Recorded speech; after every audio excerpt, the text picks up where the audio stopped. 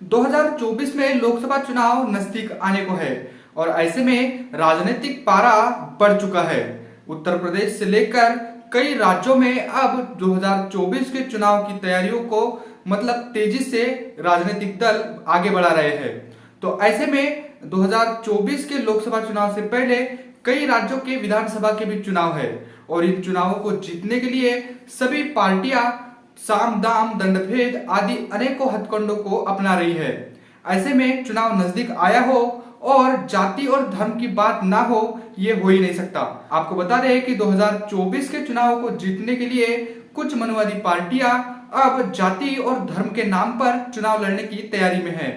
अब वो देवी देवताओं के मंदिरों पर भी सवाल उठा रहे हैं और धर्म की आड़ में चुनाव जीतने की कोशिश में है। ऐसा ही एक मामला उत्तर प्रदेश से सामने निकल कर आया है। आपको बता दें कि समाजवादी पार्टी के स्वामी प्रसाद मौर्य ने एक ऐसा ही बयान दिया है और इस बयान पर बसपा सुप्रीमो ने उनको घेरा है। आपको बता दें कि हाल ही में स्वामी प्रसाद मौर्य ने एक बयान दिया है। उस बयान में उन्होंने कहा है कि बद्रीनाथ मंदिर सालों पहले एक बौद्ध मठ हुआ करता था और बद्रीनाथ मंदिर के साथ साथ ही अलग अलग मंदिरों पर भी बौद्ध मठों का ही उन्होंने दावा किया है। उन्होंने साफ तौर पर कहा है कि अलग अलग रिसर्च के माध्यम से यह पता चला है कि ये पहले बौद्ध मठ हुआ करते थे, लेकिन चुनाव नजदीक आते आते ऐसे बयान देना ये राजनीतिक रोटियां सेकने का ही बयान ज्यादा लगता है। आपको बता दूं कि बसपा सुप्रीमो ने इस पर 2 ट्वीट करके स्वामी प्रसाद मौर्य की पूरी जो राजनीति है उसको उजागर किया है।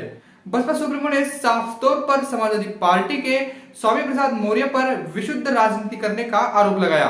उन्होंने अपने ट्वीट के माध्यम से ट्वीट करते हुए लिखा कि समाजवादी पार्टी के नेता श्री स्वामी प्रसाद मौर्य का ताजा बयान कि बद्रीनाथ सहित अनेकों मंदिर बौद्ध मठों को तोड़कर बनाए गए हैं तथा आधुनिक सर्वे अकेले ज्ञानव्यापी मस्जिद का क्यों बल्कि अन्य प्रमुख मंदिरों का भी होना चाहिए।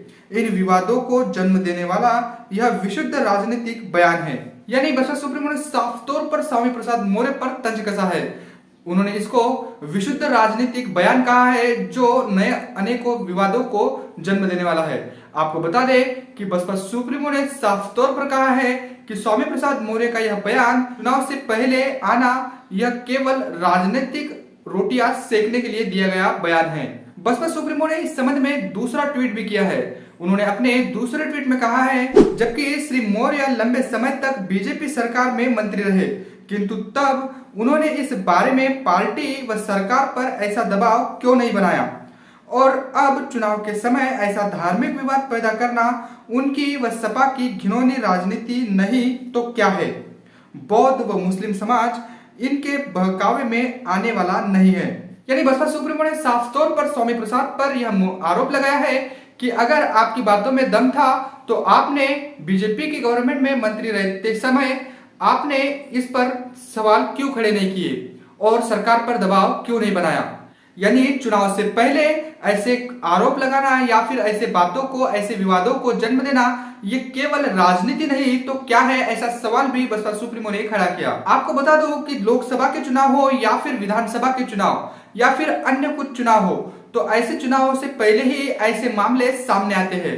यानी जाति धर्म के नाम पर लोगों को बहकाया जाता है और उनसे वोट बटोरा जाता है और इसी के आधार पर गवर्नमेंट बनाने की कवायद होती है।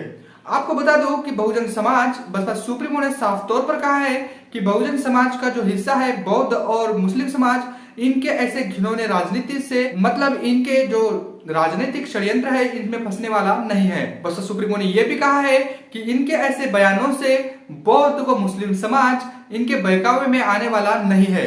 लेकिन बसपा सुप्रीमो ने यह भी कहा है कि इन जैसे लोगों से अब आपको सतर्क भी रहना है, क्योंकि ये लोग आपका केवल इस्तेमाल करके सत्ता की चाबी अपने हाथ में लेना चाहते हैं।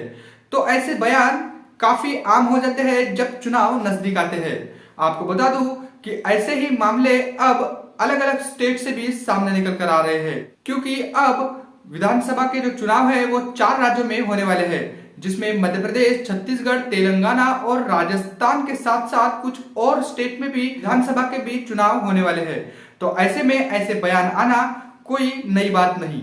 वैसे स्वामी प्रसाद मौर्य के द्वारा दिया गया बयान कितना उचित है, इसको लेकर आप क्या सोचते हैं, कमेंट करके हमें जरूर बताइएगा। और बसपा सुप्रीमो ने जो जवाब स्वामी प्रसाद मौर्य को दिया है ये कितना उचित है, ये भी हम कमेंट करके हमें जरूर बताइए। मिलते हैं अगली रिपोर्ट में, तब तक के लिए जय भीम जय भारत। बहुजन विचारधारा को बढ़ाने के लिए हमारे चैनल को सब्सक्राइब करें, लाइक करें और कमेंट